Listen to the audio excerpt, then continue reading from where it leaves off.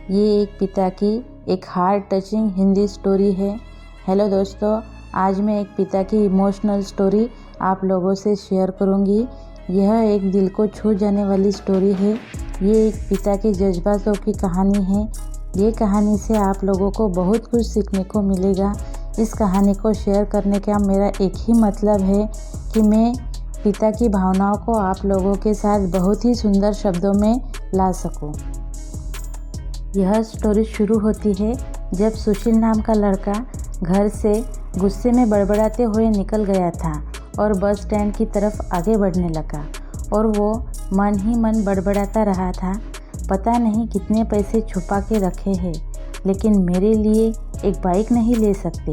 अब मैं यहाँ से चला जाऊँगा और तब तक वापस नहीं आऊँगा जब तक मैं खुद के पैसों से बाइक नहीं खरीद लेता। इतना सोच ही रहा था, तभी उसके पैर में उसे कुछ चुभने का एहसास हुआ। उसने नीचे देखा तो उसके समझ आया कि जल्दबाजी में उसने अपने पापा के जूते पहन लिए हैं।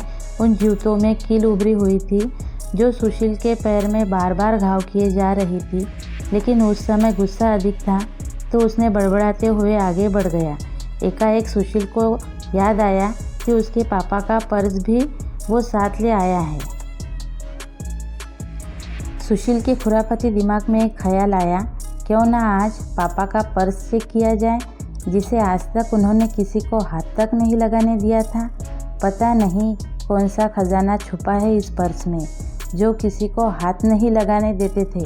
जब उसने उसके पापा का वह पुराना पर्स खोलकर देखा तो उसमें पैसे तो नहीं मिले, लेकिन पैसों की जगह पर एक डायरी रखी हुई थी। तब सुशील ने सोचा, ओह, तो यहाँ खजाना छुपा रखा है।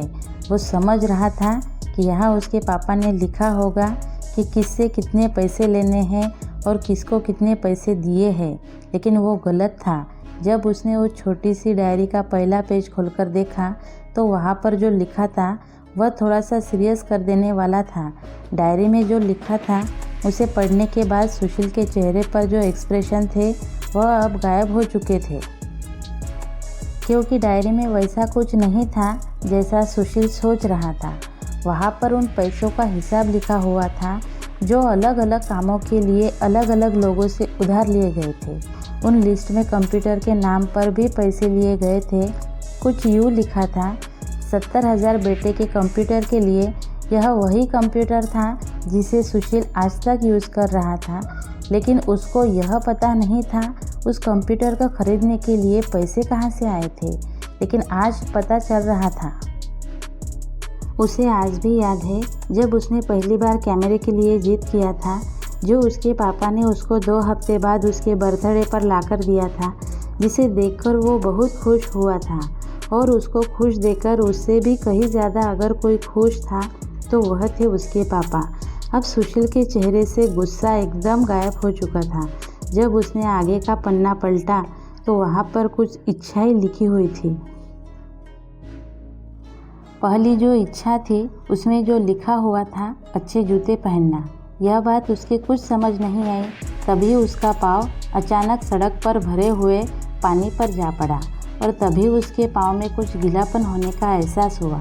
जब उसने जूता उतार कर देखा तो उसका तला टूटा हुआ था। यह देखकर सुशील को डायरी में लिखी बात याद आ गई। तभी मुझे माँ पापा की कही बातें भी याद आ रही थी कि कैसे माँ जब कहा करती थी पापा से, अब तो जूते पुराने हो गए हैं, नए ले लीजिए, तो पापा अक्सर यह कहकर टाल दिया करते थे, जूते अभी और चलेंगे, अभी कुछ दिन पहले तो लिए थे। मुझे आज समझ आ रहा था कि कितने दिन और चलेंगे। साथ ही साथ यह भी समझ आ रहा था कि पापा पर्स को क्यों छुपा कर रखा करते थे।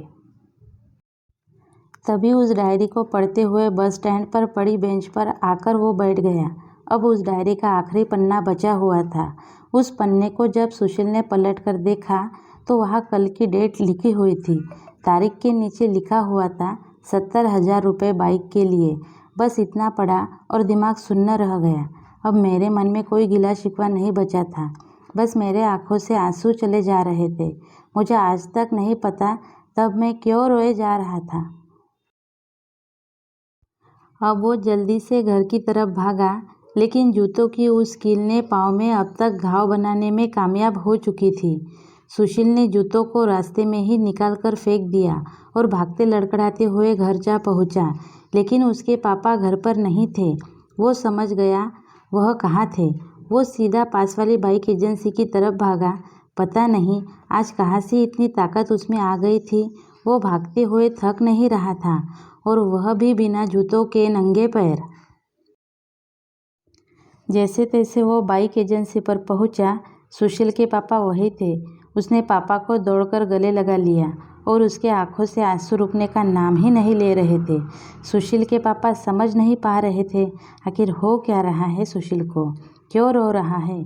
सुशील ने पापा से कहा, पापा मुझे मोटरसाइकिल नहीं चाहिए, आप अपने लिए जूते ले लीजिए।